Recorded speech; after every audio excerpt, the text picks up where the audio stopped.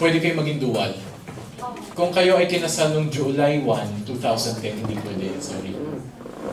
Okay? Pero kung kayo ay kinasal noong December 30, 2010, ayan, pwede po sa inyong dual citizenship. Meron pong ginawang petition yung grupo natin ng mga spouses sa ibang lugar, sa Luzon halimbawa, na kung pwede ba i-consider ng government na kahit hindi kinasal before July 2, after July 2, maging dual. Sir, wala pang update yun, ano? It's still a petition. Registration of Filipinos.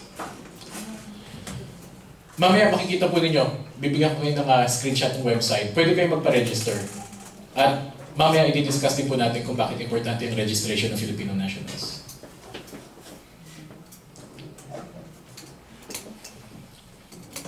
Siguro po hindi ito importante sa inyo, travel tax exemption.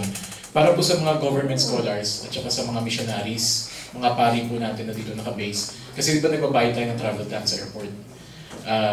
Well, sila po yung importante dito. Makikita nyo po ang holidays doon sa embassy website. Importante po yun kasi baka pumunta kayo ng holiday, galing kayo ng Gyeongju. Sayang ang biyahe.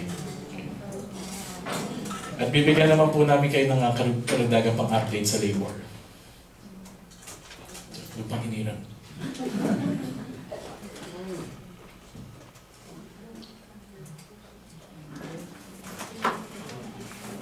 Mamaya po, during the second part, is in-depth yung pag-uusapan natin tungkol sa labor. Gusto ko lang pong i-highlight yung mga importante. Makukuha nyo na po sa website natin ang minimum wage. So, ikumpara po ninyo this is a Korean government law. So, ikumpara nyo, dapat mas mataas dito ang sweldo nyo. O at least equal. Okay, so minimum wage, 4,321 per hour. 40-hour work week. Tapos dapat merong retirement benefit system para sa mga merong empleyado na 4.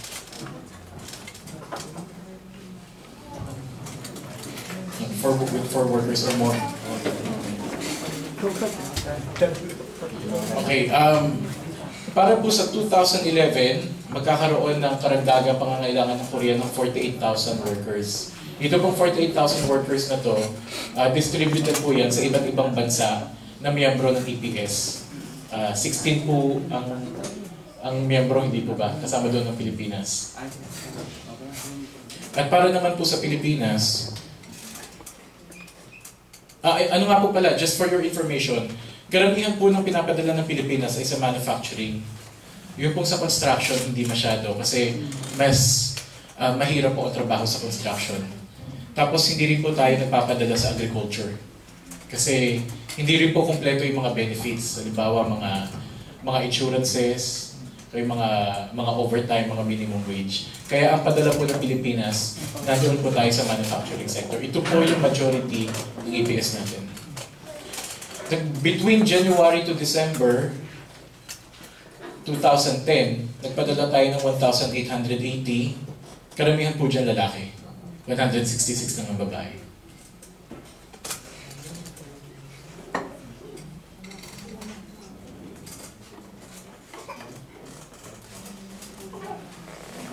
Okay.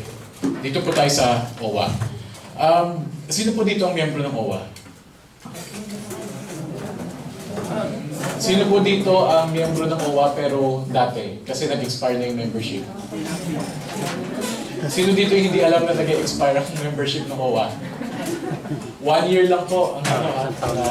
Mamaya po pag-uusapan natin in greater detail yung pangangailangan ng membership sa OWA. At meron din po dito kami mga brochure na iniwan na pwede po ninyong pag-aralan tungkol sa OWA. Halimbawa, kung miyembro kayo nito, pwede niyo i-apply ng scholarship yung anak ninyo sa Pilipinas. Okay, pag-usapan po natin ito ng detalye mamaya.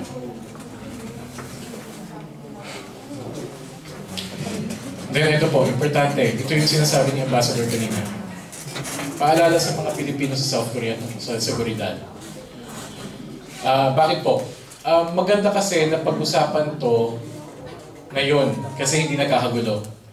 Kasi nung time na pinag-uusapan to, noong November, ang pakiramdam ng tao minsan may evacuation na talaga. Okay, so magandang panahon po ito kasi hindi nagpapanik ng mga tao. Importante pong paalala, kahit po nasa ang lugar kayo, dapat aware kayo doon sa nangyayari sa paligid ninyo. Di po ba? Kailangan lagi kayong nakikibalita. Ngayon, in case of emergency, meron kami tinatawag na emergency stash bag, halimbawa. Hindi lang po ito panahon ng giyera. Halimbawa, nagkaroon kayo ng emergency sa bahay. Okay, tumawag po yung magulang ninyo, may sakit sa pamilya. O kaya, nagkaroon ng sunog. Dapat nasa isang lugar lang lahat ng importanteng dokumento. So, dapat po, meron kayong isang bag kung saan nandoon yung passport nyo na valid. Pagkatapos, cash. Yun po yung dalawang importante. Kasi anytime na magkagulo, isang puhanan lang. Okay, hindi lang po gera ang pinag-uusapan natin, any emergency. Kung kayo naman po, wala ng passport, halimbawa nga, celebrity na, importante na meron kayong supporting ID, any other supporting document. Kasi mabilis po ang pag-issue ng travel document kung meron kayong supporting ID. Pwede po, ito yung luman yung passport na hindi na valid. Pwede rin naman na SSS, GSIS ID, birth certificate po, importante.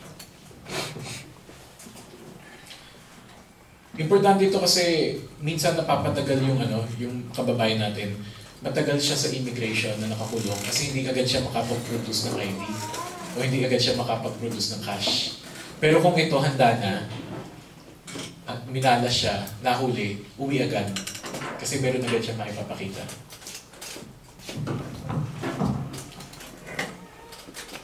Sa mga may anak po, alamin nyo yung regulasyon ng ng paaralan. Okay, kasi importante yun, doon yung malalaman kung nagkakagulo talaga eh. Isang indication yun, pinapapasok pa ba ng eskwelahan yung anak ninyo?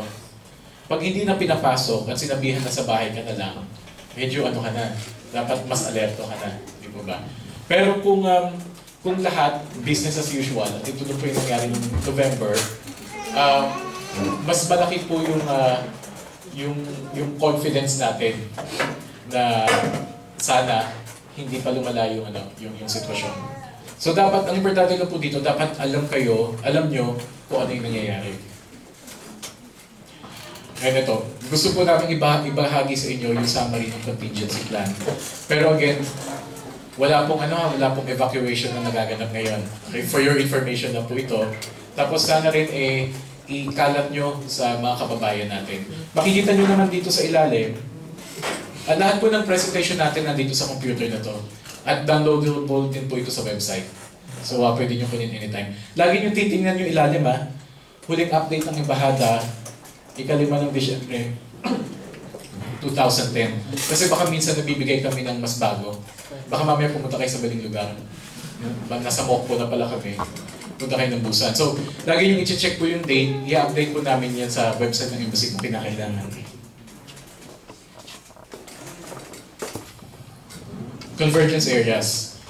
Kayo po, dahil nandito kayo sa parting timog ng South Korea, in general terms, ligtas po kayo. Kasi hindi naman po siya yung tipong halimbawang nagkagulo na hindi naman siguro mangyayari. Lumusob ang North Korea, hindi naman yan sabay-sabay. Nagkakagulo yan doon sa may border. Tapos makikita nyo yung mga tao mula doon sa border, nagbababaan na yan. Palabas na ng bansa. Tapos halimbawa, nakuha na yung Seoul, bababa pa yan sa Daejeon. Tapos pababa yan ng pababa. Ito yung nangyari noong Korean War. Busan na lang ang natira. Mamaya, pag-uusapan pa natin yan. Pero, importante, para po sa mga taga-Gyeongju, na halimbawang nagkaroon tayo ng kaguluhan, hindi nyo kailangan pumunta na ng Seoul at hanapin kami. Dumiretso po kayo ng Busan. Meron po tayong pag-usapan po natin alert levels. Sinabi na ni Ambassador kanina. Alert level 1, ito yung alert level natin nung nagkaroon ng kaguluhan last year. Heightened awareness lang. Okay. Dapat lang alam nyo kung anong nangyayari sa paligid ninyo.